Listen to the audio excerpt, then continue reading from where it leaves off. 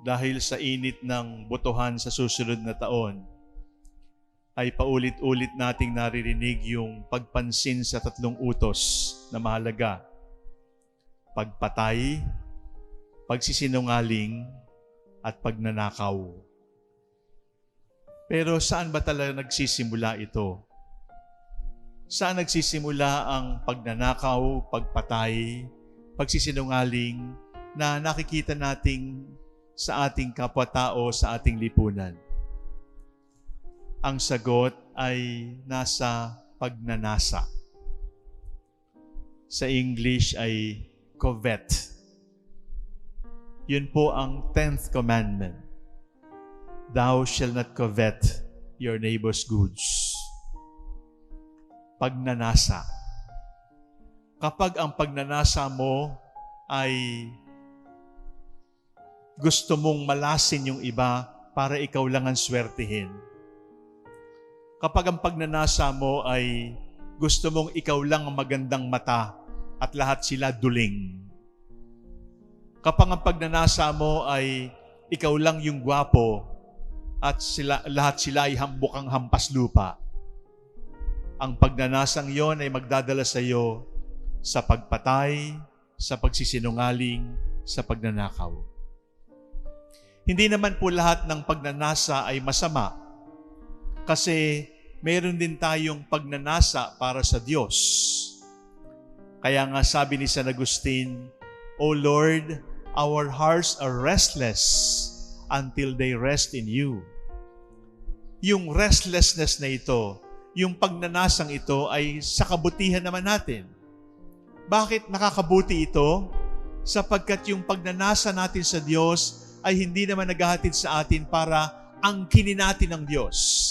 Hindi naman naghahatid sa atin para nakawin natin ang Diyos mula sa ibang tao. Hindi naman naghahatid sa atin para murahin natin o magsinungaling tayo para tayo lamang ang may Diyos. Mayroong pagnanasa na naghahatid sa atin sa mabuti. Pero meron ding pagnanasa na naghahatid sa atin sa lakas ng loob na pumatay, magsinungaling at magnakaw.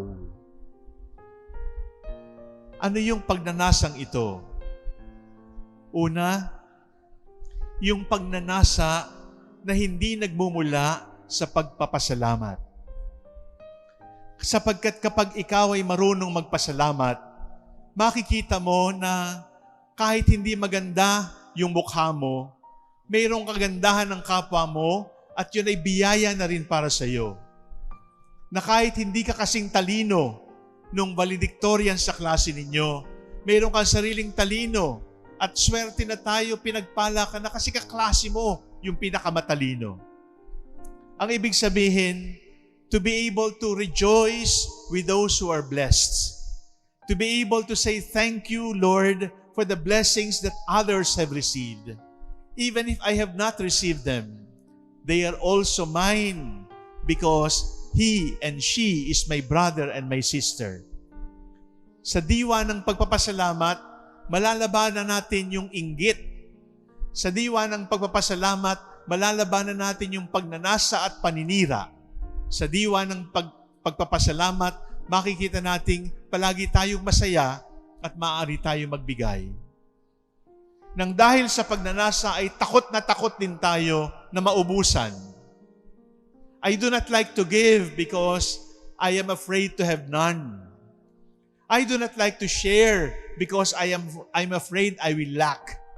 Baka maubusan ako kapag nagbigay ako.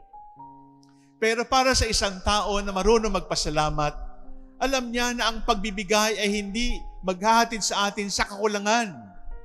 Alam niya na ang pagbibigay ay maghahatid sa atin sa abundance, sa kasaganaan. Because the greatest measure of love is to love without measure. And giving is the best proof of loving. And people who give are always happy because people who give are loving like the Lord who is always a giver. And people who give will never lack, hindi mauubusan. Kapag ang ating pagnanasa ay mula sa pagpapasalamat, kapag ang ating pagnanasa ay mula sa pagbibigay, mula sa pagbabahagi, alam natin na ang ating pagnanasa ay maghahatid sa atin sa tunay na kabanalan. Bakit? Sapagkat hindi tayo maiinggit, hindi tayo magnanasa para magnakaw, para maangkin ko lamang. Hindi tayo magyayapakan, hindi tayo magsisiraan, sapagkat alam natin na ang pagpapala ng kapwa ko ay pagpapala ko rin. Na ang pagpapala na tinanggap ko ay ibabahagi ko upang maging pagpapala rin ng aking kapwa-tao. That way, my dear brothers and sisters, our restlessness will lead us to joy. The joy that God is abundant. God will never allow my jar, my pot, my plate to be empty. Ito yung lakas loob ng dalawang biyuda, ng dalawang balo sa salita ng Diyos. Ang una, wala na siyang arena, subalit nagbigay pa rin. Ang pangalawa, wala na siyang barya, pero ibinigay pa rin. May pagnanasa, totoo. Subalit ang pagnanasa ay hindi sa pagkain. Ang pagnanasa ay hindi para sa kagandahan ng katawan o ng mukha. Ang pagnanasa ay magmahal sana ako katulad ng pagmamahal ng Diyos para sa akin. There is greed. There is envy. There is avarice.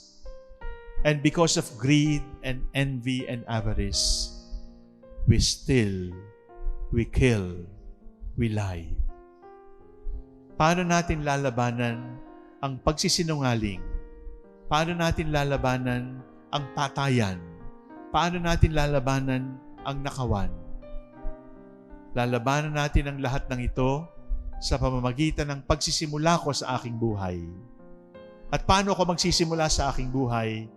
Sa pamamagitan ng pagpapasalamat, ng pagbibigay, at pagpapala, at pagpapasaya sa aking kapwa-tao. In generosity, in giving, in sharing gladness, we will create a new and better world.